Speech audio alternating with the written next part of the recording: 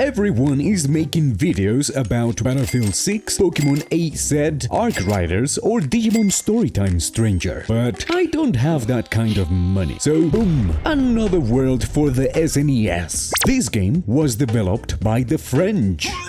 Well, actually, just one French guy called Eric Chahi. At the time, he was employed by Delphine Software as a graphic designer for their 1989 adventure game Future Wars. And that game made some serious money, which gave him the freedom to do one of two things. Either A, work on a sequel with his current employer, or B, risk it all and just create his own game. And he, of course, chose the most chaotic good option. Inspired by the works of Akira Toriyama, Frank Frazetta, Bernie Wrightson, and...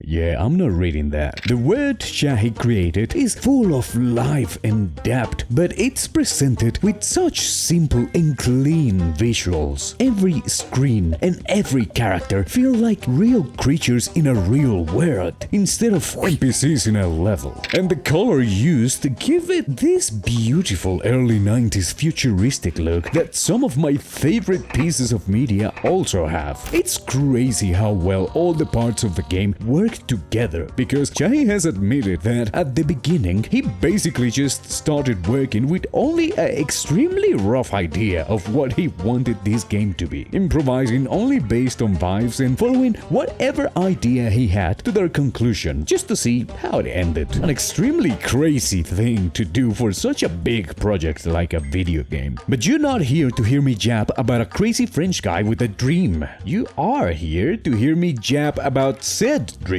So, without further ado, I'm Jay, and this is...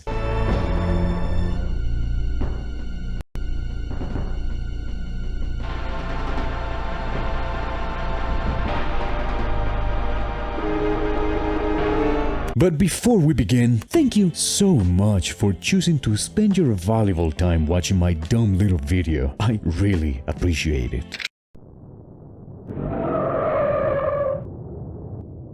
We are Professor Lester Knight Chaikin, an eccentric physicist with a black Ferrari that got them girls shaken. See what I did there? One night, while we run some experiments in our personal particle accelerator, God, everything really was so much cheaper back then. A huge lightning hits our underground lab, messing with the experiment and creating an energy implosion around us and our equipment. God, everything really was so much safer back then. The good news is that we are still alive. The not so good news, we got teleported to a mysterious lake and a weird creature is trying to drag us to the depths. God, everything really was. At this point, I thought this was still part of the cutscene, and so I died. But this version of the game works with autosaves at the beginning of every level, so we respawn right back where we were. Swimming up, we exit the lake and realize that we are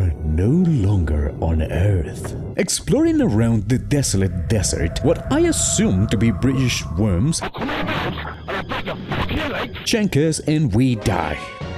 So we respawn at the lake and try again. See, this game is a huge puzzle, and the way you progress through it is by exploring, making decisions, dying a lot, and then exploring some more to find what pieces of information you are missing, which is a pretty nice way of forcing you to see the whole map and pay attention to every detail on the screen instead of forcing you into a 3-hour tutorial. After figuring out that I got hands, we find ourselves face to face with a huge beast that has been silently stalking us as prey. We run away, but he's faster, so we outsmart him with a rope, but he keeps up with the chase. And once he is about to catch us, we both get captured by some pretty menacing looking humanoids.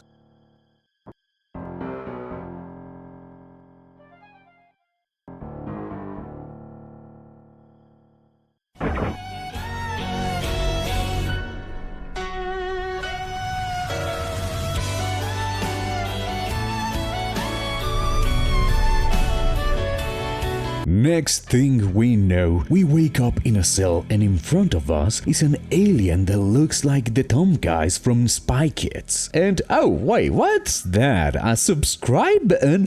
What? How did that get in there? Subscribe. We quickly find out that this is the dominant race of this planet when the guy that captured us takes off his cloak to reveal that he is the same race. By swinging the cage, we manage to free ourselves and pick up a laser gun, the only item of the game with some really cool abilities like shooting people, making a shield to stop bullets, and creating a hole in everything we shoot at once fully charged. Remember kids, a gun is the only tool you will ever need. With the help of our new friend, we managed to hack a locked door and go deeper into the prison. Damn, that city looks so cool. This whole location is so cool. Killing some guards and destroying some electrical panels, we get closer and closer to freedom. But a guard manages to trap us, and in a moment of pure broship, our alien dude opens a vent and allows us to escape into the air vents. Inside the vent, we get cooked alive and steamed, sauteed, and we even get to do a bit of yoga.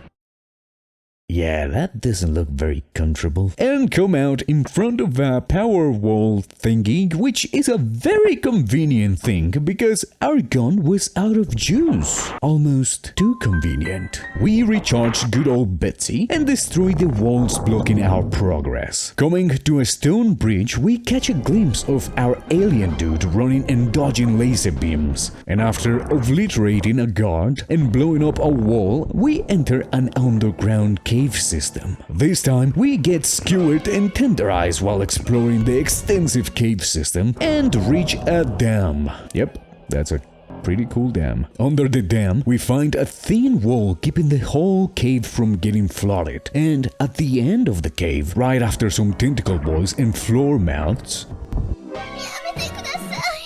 we find a huge empty pool. Oh wait, we can drain the dam to get to the other side. Oh. We do exactly what narrator Jay just said and cross the now empty dam, gaining access to a new building. As soon as we enter, we see our alien body crawling through a hole. Oh, hi Mark. And get confronted with so many guards. Like holy, there's like 15 guards in here, bruh. Getting rid of most of them, we start walking to what seems to be the exit. But bam! A huge alien grabs us by the neck.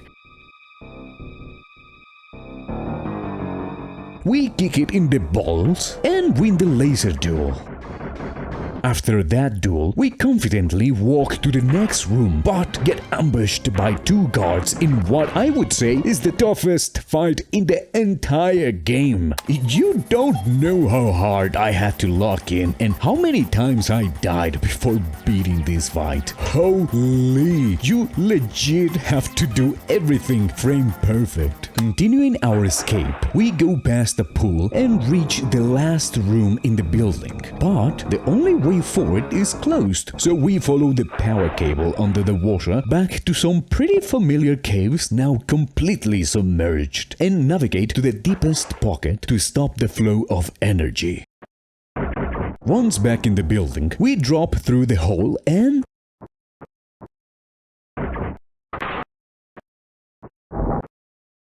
holy moly, what is going on here? They really want my ass, huh? We are running, dodging every laser and jumping through every obstacle until we find a door that leads to the outside. But when we try to open the door, nothing happens. Oh man, we're stuck. Our only option now is fighting our way through. So we prepare, put up energy shields and pray to whoever is listening for strength. 1, 2, 3 guards arrive and start shooting. We down a couple, but they just keep coming. Everything seems lost, but right when our shield is about to expire, oh, I knew our boy would save us. God, I love this guy. We manage to reach the surface, but find some fierce resistance. Taking an alternate path, we outsmart the guards and with the help of Big A, jump a huge chasm. But, oh man, we gotta help our boy. We throw ourselves burst into the chasm, using a tent to reach a platform and immediately get met with laser blasts. After defeating those two, we run inside what seems to be a well-decorated room, and deeper in, we catch an unarmed alien left behind by his comrades in the building. He activates the alarm, saving his ass but blocking off his friend in the second floor, right where a teleporter is. So, in the hopes of finding a way to help our mans, we set our sights on getting into that room. Up on the second floor, a guy starts throwing grenades at us once he notices that we put up a shield. But yeah, I don't think that's working, buddy. Gotta appreciate the commitment though. And after killing the trapped Horr, we access the teleporter and destroy the power box of something. Coming back to the first floor. Wait, this hole wasn't here last time. Oh, huh, what a helpful guy. Following the hole, we get shot at multiple times and then fall into an animal enclosure.